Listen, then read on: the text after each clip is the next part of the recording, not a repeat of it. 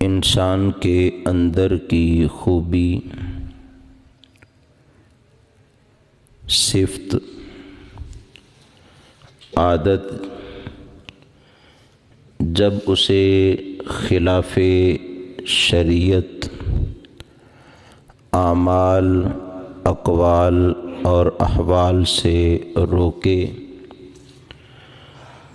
اور وہ کسی کی کمی کوتاہی سے باز رہے تو اس کے اس جذبے کو شرم و حیا کہتے ہیں۔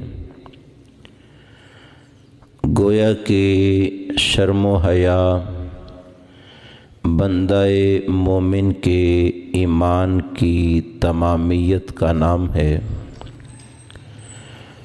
اور یہ وصف نبیوں رسولوں میں، اصحاب میں اور صالحین امت میں موجود رہا ہے،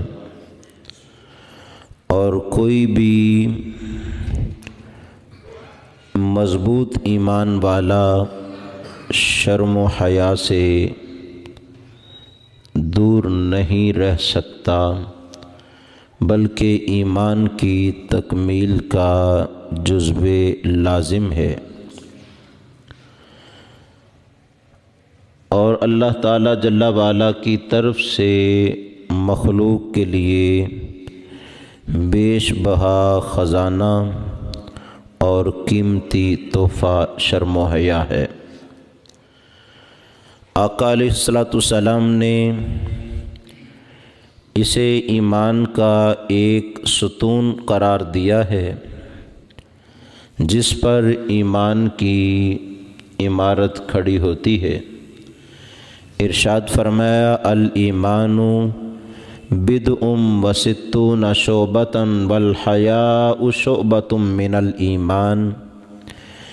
ایمان کے 60 سے زائد شعبے ہیں، شاخیں ہیں، جن میں سے حیا ایمان کی خاص شاخ ہے۔ اور دوسری حدیث میں تو اس سے بھی بڑے معنی سے آگاہی دی اور امت کو سمجھایا۔ وہاں ایمان اور حیا کو لازم و ملزوم قرار دیا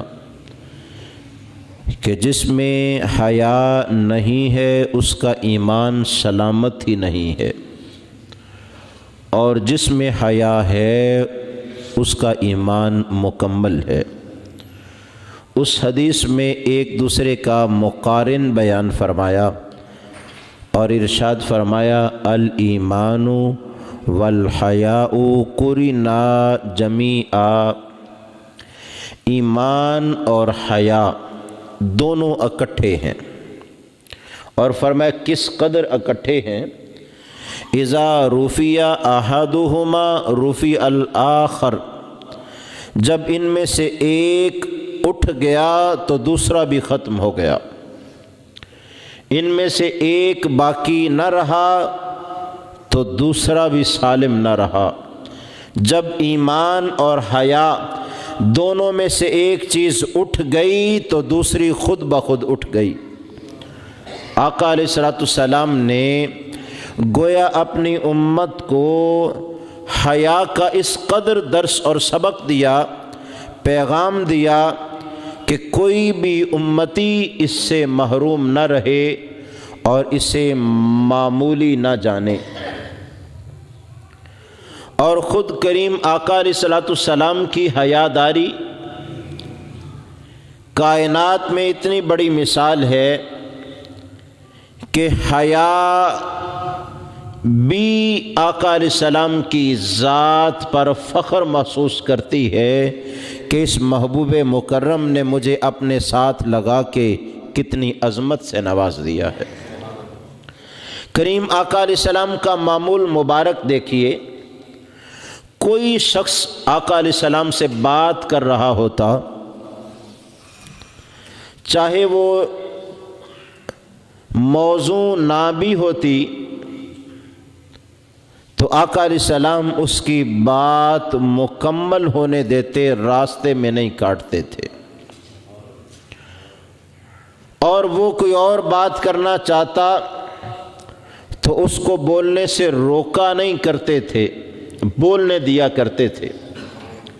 اور حیا کا انداز تو اتنا اعلیٰ تھا، اگر کوئی صاحب چلتے ہوئے بیٹھے ہوئے آقا علیہ السلام کا ہاتھ تھام لیتا، یوں ہاتھ میں لے لیتا، جب تک وہ ہاتھ نہیں چھوڑتا تھا آقا علیہ السلام ہاتھ چھوڑایا نہیں کرتے تھے۔ بڑے تو بڑے رہے، کوئی چھوٹا بچہ بھی آپ سے سلام لیتا، جب تک وہ ہاتھ چھوڑتا نہیں آقا علیہ السلام ہاتھ چھوڑانے میں پہل نہیں فرمایا کرتے تھے۔ اور کیفیت تو اتنی بڑھ چکی تھی کہ آپ کے کاشانہ نبوت میں کوئی آ جائے تو آپ اسے رخصت ہونے کا نہیں کہا کرتے تھے، یوں نہیں کہتے تھے کہ اب باقی امور بھی مجھے نمٹانے ہیں، تم واپس چلے جاؤ۔ اور یہ بات اتنی زیادہ بڑھ گئی کہ اللہ تعالیٰ جل وعلا نے پھر قرآن میں ایمان والوں کو آقا علیہ السلام کے گھر حاضری اور وہاں سے رخصتی کا سلیقہ سکھایا، تاکہ میرے نبی کریم علیہ السلام کو زیادہ اذیت نہ پہنچے۔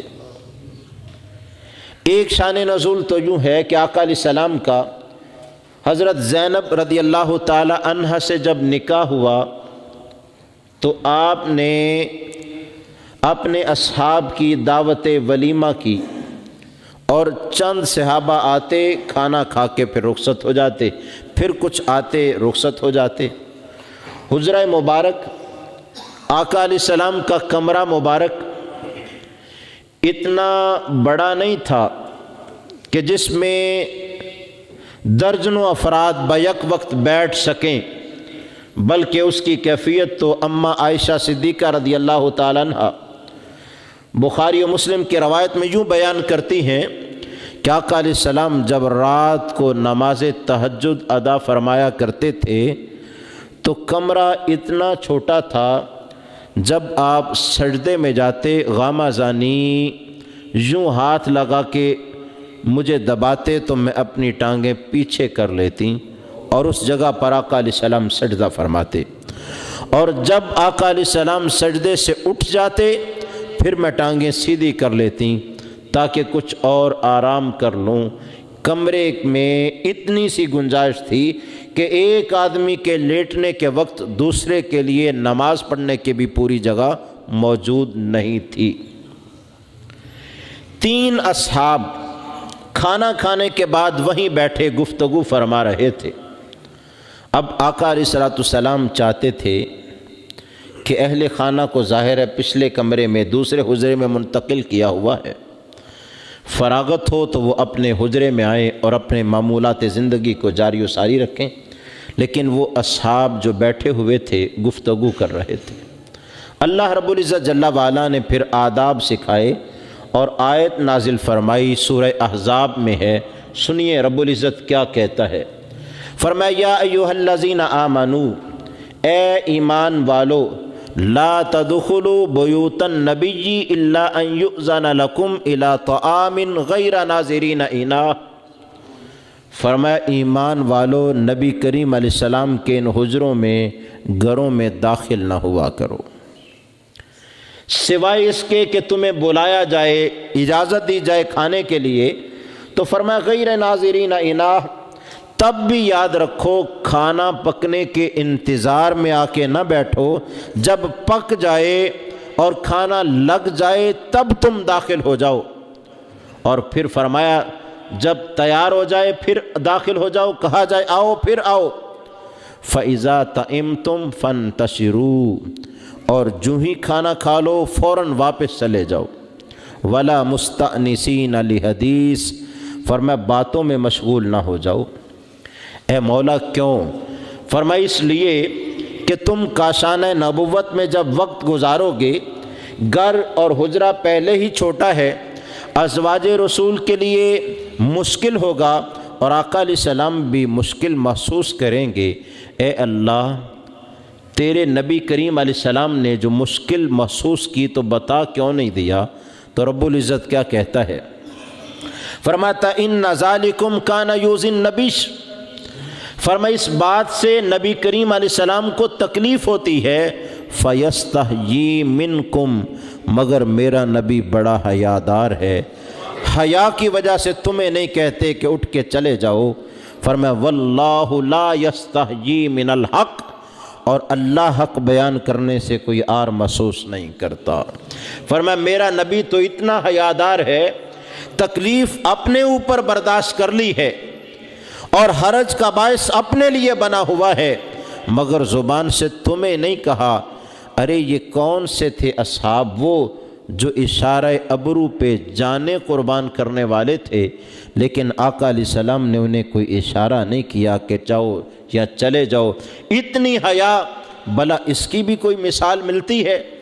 ارے اتنی حیا تو چھوٹا بڑے سے نہیں کرتا، اور یوں کہوں تو فی زمانہ درست ہوگا کہ بیٹا بھی باپ سے اتنی حیا محسوس نہیں کرتا، کہتا ابا جی اب میرا دفتر کا وقت ہو گیا ہے میں جاؤں۔ باپ کوئی بات کہہ رہا ہے، کہتا ہے بعد میں کر دوں گا، پہلے وہ کام کر لوں۔ ارے بیٹا باپ کی بھی اتنی حیا نہیں کرتا جتنی نبی کریم علیہ السلام اپنی امت کی حیا کرتے ہیں۔ بھلا ایسی حیا کہاں ہو سکتی ہے؟ ایسے نمونے کہاں سے مل سکتے ہیں؟ اور صرف خود کیا ہی نہیں، اپنے گھر کا ماحول، اپنی اولاد کی تربیت، اہل بیت اطہار، اصحاب رسول کو حیا کے وہ نمونے بنا دیا کہ قیامت تک حیا بھی ترستی رہے گی کہ کوئی ایسا حیادار اور بھی آئے گا۔ آپ آقا علیہ السلام کے گھر کی بات ہی سن لیجئے۔ آقا علیہ السلام کے وصال کے بعد سب سے پہلے جن کا وصال ہوا ہے وہ آقا علیہ السلام کی لخت جگر، نور نظر، زوجہ مرتضیٰ اور دختر مصطفیٰ حضرت فاطمہ الزہرا رضی اللہ تعالی عنہا ہے۔ آپ ایک حدیث میں بیان کرتی ہیں جنہیں دیگر ازواج نے روایت کیا کہ آقا علیہ السلام نے وصال سے قبل بلایا اور بلا کے حضرت فاطمہ کے کان میں بات کہی۔ حضرت عائشہ کہتی ہیں ہم حیران ہو گئیں، ادھر بات کان میں آئی، ساتھ ہی آنکھوں سے آنسو جاری ہو گئے۔ آقا علیہ السلام نے پھر کان میں دوسری بات کہی اور ساتھ ہی وہ مسکرانا شروع ہو گئیں، کہنے لگی ہم نے غم اور خوشی کو اتنا اکٹھا کبھی نہیں دیکھا، ایک لمحے میں کوئی رو رہا ہو اور دوسرے لمحے میں مسکرا رہا ہو، اتنا قریب غم اور خوشی کا تعلق ہم نے نہیں دیکھا۔ اور پوچھا گیا تو کہا یہ راز ہے، اور جب آپ نے راز بعد میں بتایا تو مسلم میں دو قسم کے الفاظ ہیں۔ پہلی روایت مجھے یہ ہے کہ پوچھا گیا فاطمہ تمہیں آقا علیہ السلام نے کیا کہا تھا؟ کہا آقا علیہ السلام نے خبر دی تھی اے میری بیٹی اب میں دنیا سے رخصت ہو رہا ہوں۔ بس سنتے ہی آنکھوں سے آنسو جاری ہو گئے۔ فرمایا اگلے لمحے کیوں خوش ہو گئیں؟ فرمایا اس لیے آقا علیہ السلام نے کہا میرے اہل خانہ میں سب سے پہلے تم مجھے ملو گی، اور 6 ماہ بعد ہی آپ کا پھر وصال ہو گیا تھا۔ اور دوسری روایت میں ہے کہ آقا علیہ السلام نے کہا فاطمہ روتی کیوں ہو؟ تم اس پہ راضی نہیں کہ جنت کی عورتوں کی سرداری تمہیں عطا کر دی جائے؟ فرمایا اس لیے مسکرائی تھی۔ گرامی قدر وہ فاطمہ الزہرا رضی اللہ تعالی عنہا جب ان کا وصال ہوا تو کیفیت کیا ہے؟ حضرت ابو بکر صدیق رضی اللہ تعالیٰ عنہ امیر المومنین ہیں، اس کے باوجود کہ حضرت علی المرتضیٰ کے شہر مدینہ میں ایک ایک شخص سے گہرے تعلق ہیں اور لوگ خدمت گزاری میں ان کی بارگاہ میں ہونا باعث اعزاز سمجھتے ہیں، اس کے باوجود اپنی زوجہ اور آقا علیہ السلام کی لخت جگر کے وصال کی خبر نہیں دی اور راتوں رات ان کی تدفین کر دی۔ جب دفن کر دیا تو پتہ چلا تو حضرت صدیق اکبر رضی اللہ تعالیٰ عنہ اگلے دن آئے، حضرت عمر فاروق آئے اور بھی صحابہ آئے، کہنے لگے علی یہ کیسی بات ہوئی؟ تم نے ہمیں اطلاع دینی تھی، ہم بھی جنازے میں شریک ہوتے۔ ایسے موقع پر ہم بھی غم میں تمہیں دلاسا دیتے اور جنازہ پڑھنے کی سعادت حاصل کرتے۔ تو حضرت علی المرتضیٰ نے جو کہا ہے وہ حضرت فاطمہ زہرا کی وصیت ہے، آب زر سے لکھنے کے قابل ہے۔ آج ہمیں بھی سوچنا ہے ہماری بیٹیاں کیا کر رہی ہیں، ہماری بہنیں، ہماری بیویاں کیا کر رہی ہیں، ہم کس جگہ پر کھڑے ہیں اور ہمارے ایمان کی کیفیت کیا ہے۔ کہا اے ابو بکر، اے عمر، اے دیگر ساتھیوں، میں تمہیں اطلاع دیتا، مگر مجھے وصیت کی تھی فاطمہ زہرا نے، علی جب میرا وصال ہو جائے راتوں رات دفن کر دینا، میرے جنازے پر بھی غیر محرم کی نظر نہ پڑے۔ وہ چارپائی جس پہ میرا جنازہ اٹھا کے لے جایا جائے، غیر محرم میری اس چارپائی اور جنازے کو بھی نہ دیکھ سکے۔ میں نے ان کی وصیت کی تکمیل کے لیے راتوں رات دفن کر دیا اور کسی کو اطلاع بھی نہیں دی تاکہ ان کی وصیت پوری ہو جائے۔ تبھی تو اعلیٰ حضرت عظیم البرکت علیہ رحمہ نے فرمایا تھا نا، جس کا آنچل نہ دیکھا ماہ و مہر نے، اس ردائے نزاہت پہ لاکھوں سلام، سیدہ ظاہرہ طیبہ طاہرہ جان احمد کی راحت پہ لاکھوں سلام۔ وہ عظیم شخصیت جن کے سر مبارک کے بال کو سورج کی روشنی اور چاند کی چاندنی نے بھی نہیں دیکھا۔ ماہ و مہر سورج اور چاند کو کہتے ہیں۔ کبھی دن کے وقت تنہائی میں بھی دوپٹہ نہیں ہٹا کہ سورج کی کرنیں آپ کے بال مبارک تک آ جاتی، اور رات کو بھی بال ایک بھی ننگا نہیں کیا کہ چاند کی چاندنی ہی ان پہ پڑ جاتی۔ جس کا آنچل نہ دیکھا ماہ و مہر نے، اس ردائے نزاہت پہ لاکھوں سلام، سیدہ ظاہرہ طیبہ طاہرہ جان احمد کی راحت پہ لاکھوں سلام۔ گرامیہ قدر، آج ہم بھی اسی اسلام کے پیروکار ہیں، اسی کے نام لیوا ہیں، اور اس اسلام کے درس اور سبق کو یاد کرنے کی ضرورت ہے، پختہ اور مضبوط کرنے کی ضرورت ہے۔ اسلام کسی بے حیائی کے دن کو، ویلنٹائن ڈے کو یا ایسی چیزوں کو قطعاً تسلیم نہیں کرتا۔ اسلام تو وہ یہ حیا سکھاتا ہے کہ جس حیا کی وجہ سے ساری عمر چھوٹا بھائی بڑے بھائی کے سامنے یوں نظر اٹھا کے بھی بات نہ کرے۔ اسلام تو بیٹے کو باپ کا حیا سکھاتا ہے، لیکن جس باپ کے سامنے اس کی بیٹی ایسی کیفیت میں نکلے کہ وہ حیاداری والی کیفیت نہ ہو، اس نے تو باپ کے بھی ایمان اور حیا کا جنازہ نکال دیا ہے۔ آج ہم اپنے گھروں میں مختار ہیں اور اپنی اولاد کی تربیت میں ہمیں پوری کوشش صرف کرنے کی ضرورت ہے، اور اگر ہمارے ہوتے ہوئے بھی ہمارے گھروں کے حالات اس قدر بگڑ گئے تو جرم میں ہم بھی شریک ہوں گے، شامل ہوں گے۔ یہ کہہ کے بات نہیں ٹالی جا سکتی کہ میں نے اپنے آپ کو تو درست رکھا۔ آقا علیہ السلام نے فرمایا، تم میں سے ہر کسی کی رعایا ہے اور اسے رعیت کے بارے میں پوچھا جائے گا، سوال کیا جائے گا کہ تم اس میں کیا حق ادا کرتے رہے۔ آج ضرورت ہے شرم و حیا کے ایسے پیکر بنے، ایسی مثالیں بنے کہ دنیا مثال دیتے ہوئے ایک فخر محسوس کرے۔ اور یاد رکھیے، جن قوموں کے پیچھے لگ کے اور مغرب زدگی کی وجہ سے یا ہندوؤں سے رسوم و رواجات کو ملانے کی وجہ سے ہم حیاداری کو ترک کر رہے ہیں، وہ لوگ اور وہ قومیں اپنی بے حیائی کے اس عمل سے آخر تک پہنچ کے اب وہ پریشانی میں مبتلا ہیں، واپس کیسے پلٹا جائے۔ لیکن اے مومن، تجھے کیا ہو گیا؟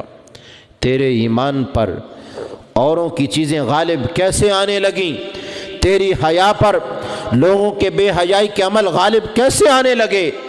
آج ضرورت ہے ہم اپنے احوال کو درست کریں، ہم اپنی نظر میں حیا پیدا کریں۔ اور آقا علیہ السلام نے تو ارشاد فرمایا استحیوا اللہ حق الحیاء، فرمایا میری امت اللہ کا اسے بھی حیا کرو، اور اتنی حیا کرو کہ حیا کا حق ادا کر دو۔ لوگوں نے پوچھا، اصحاب نے سوال کیا، حضور اللہ تو بے نیاز ہے، اسے کسی کی کیا حاجت، اس سے حیا کیا ہے؟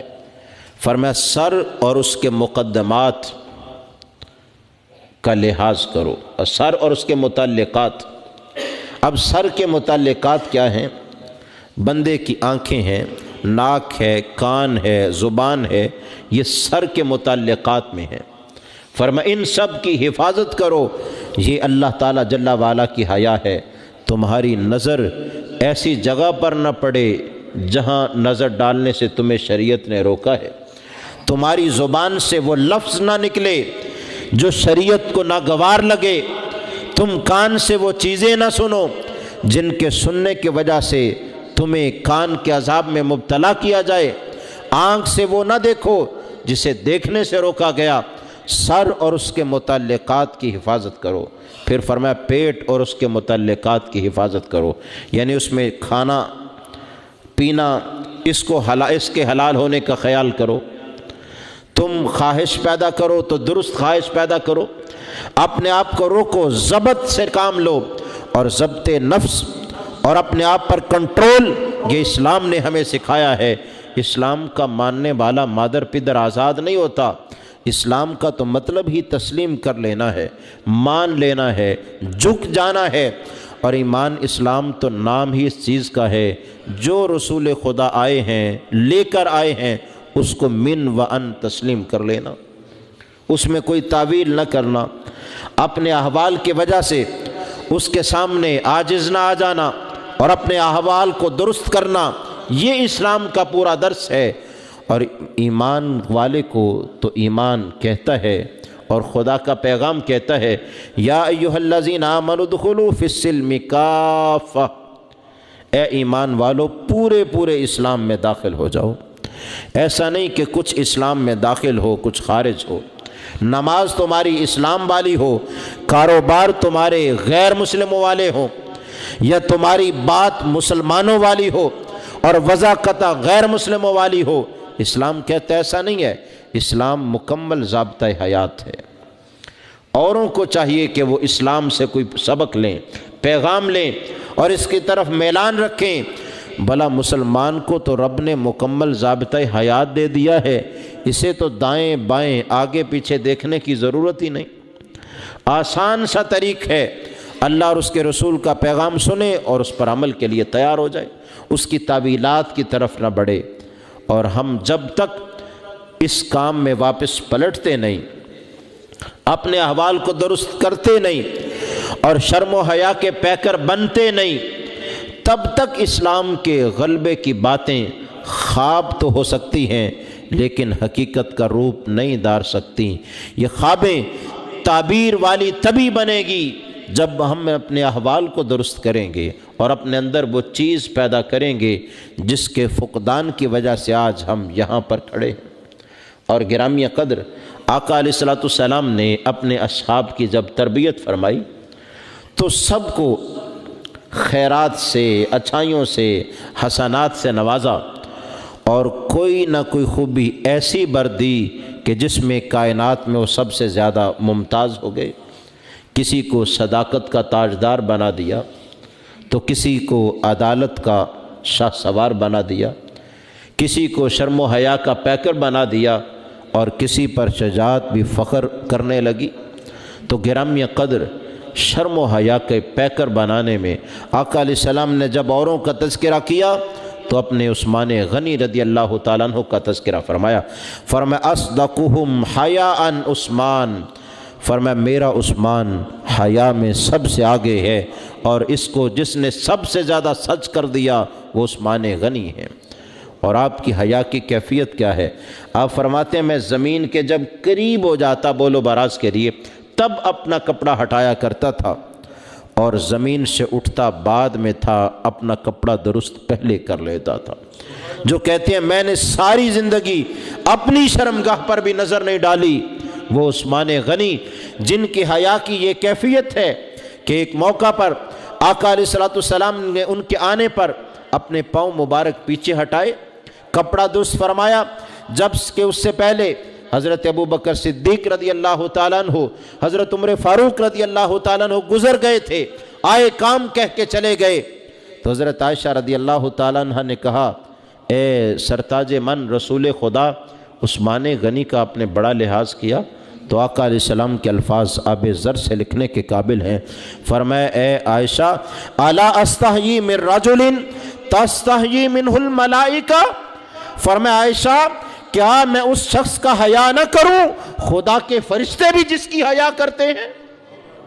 فرمایا یہ تو وہ شخص ہے، وہ شخصیت ہے کہ خدا کے فرشتے بھی اس کے پاس آتے ہوئے حیا محسوس کرتے ہیں۔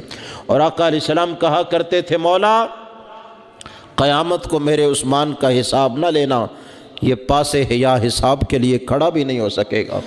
اور جن کی حیا کو مردوں کے لیے مثال رکھا، اور آقا علیہ السلام کا یہ فرمانا کوئی معمولی بات ہے؟ فرمایا میں اس شخص کی حیا کر رہا ہوں خدا کے فرشتے بھی جس سے حیا کرتے ہیں۔ فرشتوں کو انسانوں سے اور ان کے معاملات سے کیا تعلق بجزئیں کہ وہ اپنی ذمہ داری ادا کرتے رہیں، لیکن عثمان غنی کا حیا اتنا بلند و بالا ہے کہ آقا علیہ السلام نے فرمایا خدا کے فرشتے بھی اس کی حیا کرتے ہیں اور اس کا لحاظ اور خیال کرتے ہیں۔ گرامی قدر آئیے ہم شرم و حیا کی طرف پلٹیں، عفت پاک بازی پاک دامنی کی طرف پلٹیں، اپنے احوال کو درست کریں اور برائی سے گناہ سے بچیں۔ اور خاص کر اب جس گناہ کو گناہ نہیں سمجھا جا رہا کہ مرد اور عورت کا اختلاط، یہ اس سے گریز کریں۔ اللہ رب العزت جل وعلا نے قرآن میں جس گناہ سے بھی منع کیا نا، ڈائریکٹ اس کا نام لیا۔ قتل سے منع کیا تو فرمایا وَلَا تَقْتُلُوا النَّفْسَ الَّتِي حَرَّمَ اللَّهُ إِلَّا بِالْحَقِّ، فرمایا قتل نہ کرو۔ یتیموں کا مال کھانے سے منع کیا، فرمایا لَا تَأْكُلُوا أَمْوَالَهُمْ إِلَىٰ أَمْوَالِكُمْ، یتیموں کا مال اپنے مالوں سے ملا کے نہ کھاؤ۔ جس برائی سے بھی منع کیا ڈائریکٹ اس کا نام لیا۔ لیکن جب زنا سے منع کیا نا تو یہ نہیں کہا زنا نہ کرو، بلکہ کہا لا تقربوا الزنا، فرمایا زنا کے قریب بھی نہ جاؤ۔ قریب نہ جانے کا مطلب ہے جن ذرائع سے زنا کا خیال پیدا ہوتا ہے، جو مقدمات زنا ہیں، جو ذرائع ہیں اس کے، اور جن وجوہات کی وجہ سے بندہ اس طرف جاتا ہے، فرمایا اس سے بھی بچو، مقدمات سے بھی گریز کرو، تاکہ نہ تمہاری نظر بہکے نہ دل میں خیال پیدا